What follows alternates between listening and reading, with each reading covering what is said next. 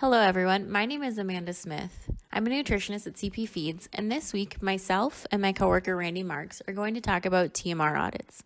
Why are they important? How can they help us find opportunities on your dairy? Or how can we use them to find ways to tighten up our management and improve our mixing efficiency? TMR audits are a snapshot of what's happening on your farm on a particular day, but they can be really useful to help us find opportunities or see patterns that may be limiting your cows from reaching their potential. When we're on farm, we're going to look at TMR loading, so where is the feeder putting feed into the mixer, and what order are ingredients being added. TMR mixing, how is the actual mixer mixing? Are we having any dead spots or anything that may be limiting the mix quality? How long we're mixing and how fast we're mixing. How consistently we deliver feed across the bunk, how well the feeder can distribute feed when he's dropping it in the bunk, and then any sorting that may be happening. So how does that feed look from when it's dropped to when it's moved out the next day? We're often going to pair an on-farm audit with some camera data from a week ahead of time. Really there, we're going to look at feed availability across the day. How well is feed distributed across the bunk and how accessible is it to cows? How often are we pushing up feed? And then how consistent are we with feeding time from day to day? To your nutritionist, the TMR mixer is the most important piece of the equipment on the farm. One of the biggest areas that we look at and hope that the farm is doing is the maintenance of that mixer. Keeping it always clean around the load cells, making sure the load cells are nice and clean, weighing properly, scale heads, making sure that they're holding its weight and not bouncing around. So those are the two areas that we look at for maintenance, along with the augers, just see how the wear on the augers are. Kicker plates, that's the bottom plate that helps lift the feed on a vertical screw. Always checking that as a wear. The knives is another area that, as nutritionists, we're always looking at the length that's coming out of the mix. So the knives are always very important. Usually the bottom ones, the bottom third of the knives get to be the most amount of wear. So checking how the wear is on those to maintain that length that we're looking for. Next slide that we talk about is really the mixing factors that go into keeping score.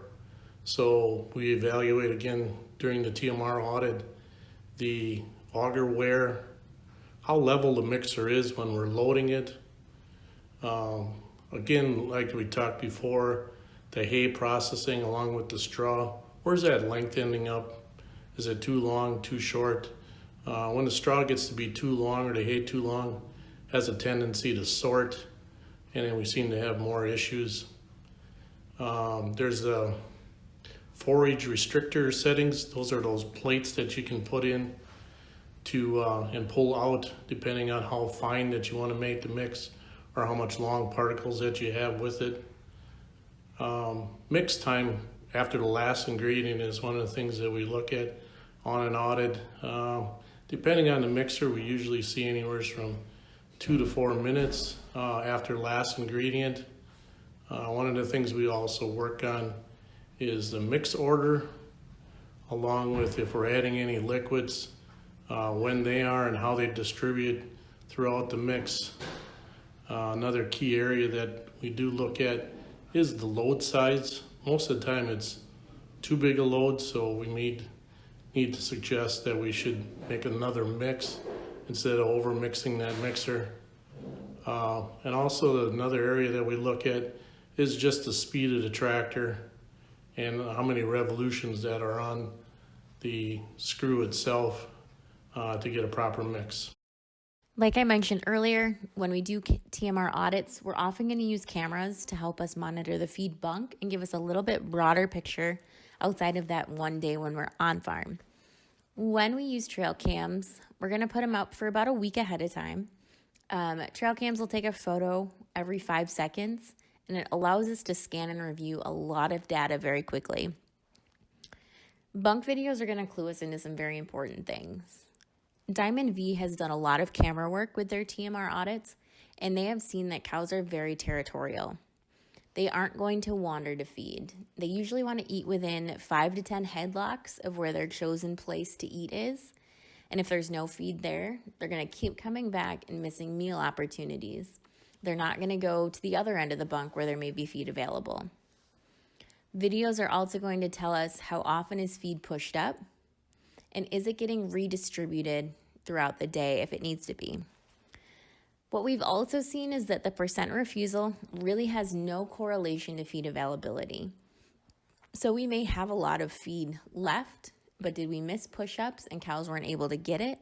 Or do we have a really long bunk that when we're done we may have enough feed, but when it's spread out so thin over that entire bunk, cows really don't have enough to eat. We also know that cows will eat 24 hours a day. So we need to be very cognizant of when are cows running out of feed and how much of a time gap do we have between feed push out and delivery. Then we need to look at, is feed delivery consistent from day to day? Are we getting it within an hour every day? And are cows in the holding area or lockups too long? So are we having too much standing time? So for the dairies I work with, I'll typically take their camera data and put it in a grid like this. The colors are just like a traffic light. So green is good and we have enough feed. Yellow, we're starting to run low, and red, we're out. So for this farm, this was a fresh cow group. You can see most of the time they have enough feed, but on the 17th and 18th, they were out for multiple hours. Fresh cows, we always want to make sure we have enough feed available. So for that group to run out, it's a big deal. And we need to figure out what happened and how do we correct it.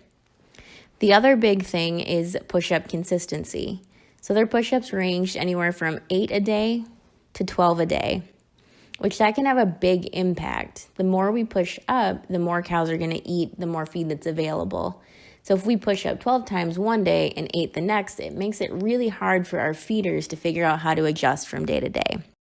TMR audits can be a really powerful tool to help us find opportunities on your farm. If you'd like to look into this a little bit deeper, please reach out to your CP Feeds nutritionist and they'd be happy to help you set something up. Thank you and have a great week.